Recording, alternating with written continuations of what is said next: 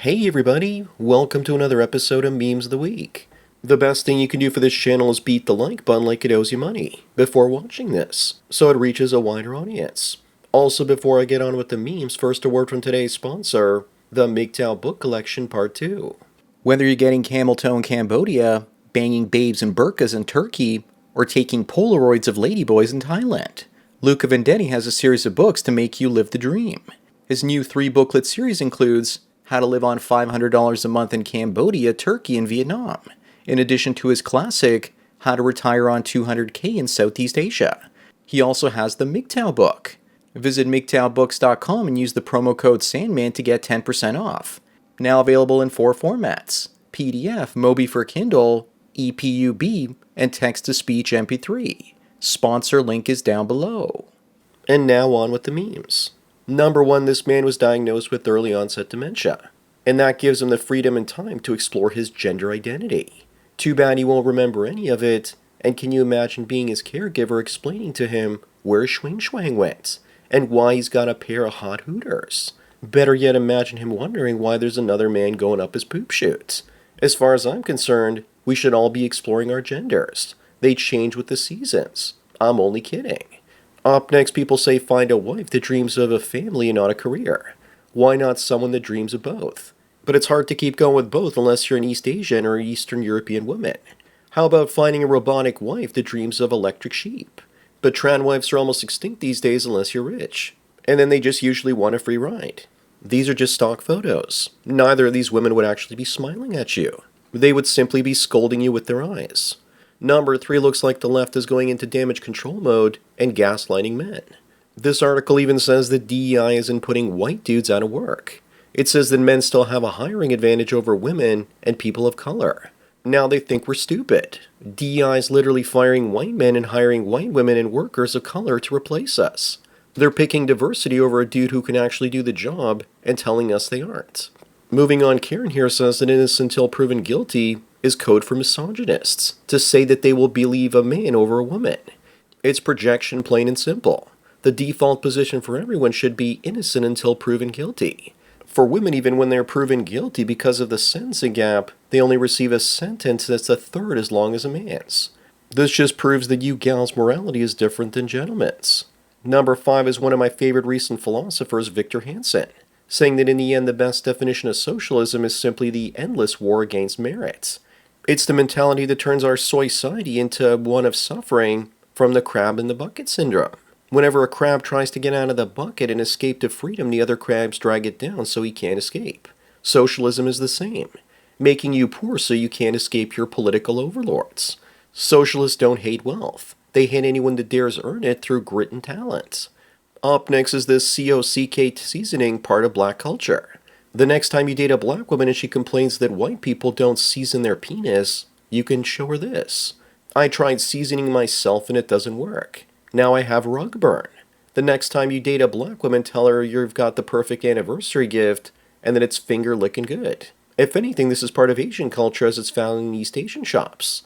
Number 7, what can be worse than having your girlfriend sleep with 1,000 men? How about making her your fiancé and possibly wife one day? This is probably a setup for her next sex stunt. She'll probably bang 100 guys on their wedding day on the altar. But to be honest though, I thought this was a lesbian couple when I first saw the picture. Her holes are for everyone, but her heart is his.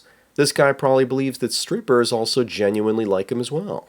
Moving on, this former 911 operator hung up on thousands of callers because they called at times that she just didn't want to talk. Her work ethic potentially caused hundreds of deaths. But this story seems unbelievable because it would be the first time I've heard in history where a woman actually shut up. She also only seems to have hung up on white people. This happened 7 years ago in Houston, and Crescenda here was sentenced to 10 days in jail for doing this. She wanted a paycheck without having to work. Number 9 was that the women that look like this always seem to have a fiancé. For me, this is the biggest turnoff. The only thing that might be worse is a disagreeable, nagging voice.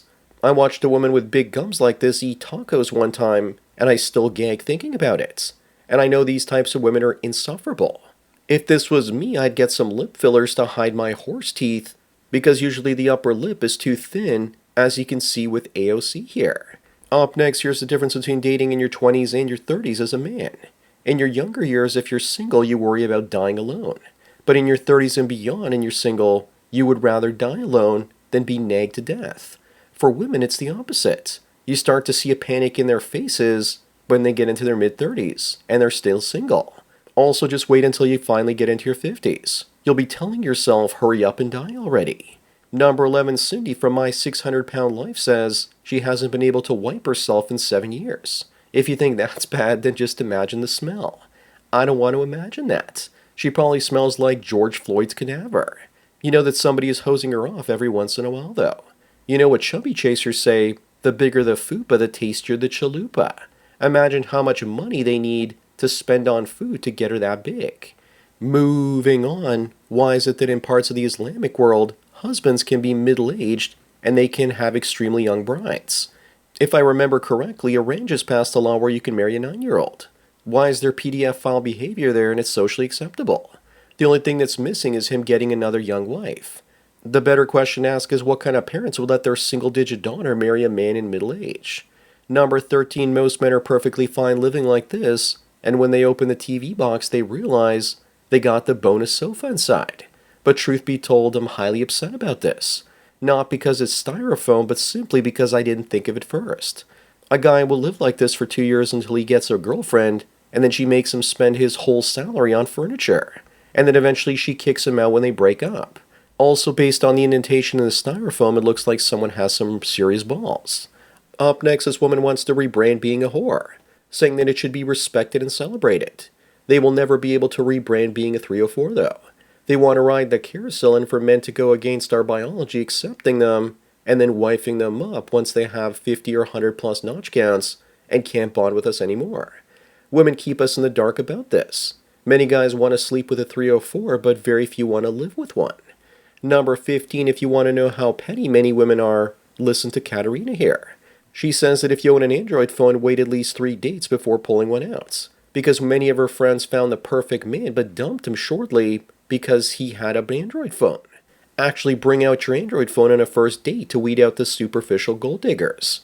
Maybe I should put an Apple sticker on my phone the way that people put a Toyota sticker on their Teslas. Moving on, you know times are tough when people are practicing polyamory, but only because they need 3 incomes to survive. How much you want to bet this guy is supporting all 3 of them on his one salary? But truth be told, most people should just get a second part-time job or side hustle and not a second partner. At least the ratio of 2 women for 1 man here is acceptable to me. Most polyamorous thrumples don't look anything as good as this. Number 17, this article says that femcells are the new incels. But femcells can't become incels because they don't even exist. There are millions of men out there that'll sleep with these women in the article. It's all a female chameleon routine. They're probably trying to just extract some value from a high-status incel. Either that or a chat. Women's idea of being an incel involves being unable to land a serious relationship with the chat. It's crazy to think that incels are becoming cool to women now. Up next, Fernanda here is non-monogamous, while her partner of 6 years is. Partner. More like cuck and slut here. Here's a summary of the article so you don't have to read it. She sleeps around and treats him poorly and he takes it. He should suggest they become swingers, and then let's just see how she really feels about sharing him and risking losing beta bucks to another woman. There's only one thing left to do. He needs to sit in that chair and hold her hand while Chad Roan manhandles her. Number 19, this one attempts to answer the important age-old question of, when lesbians go on a date, who pays? More importantly, when lesbians get divorced, how does the court know who to screw over?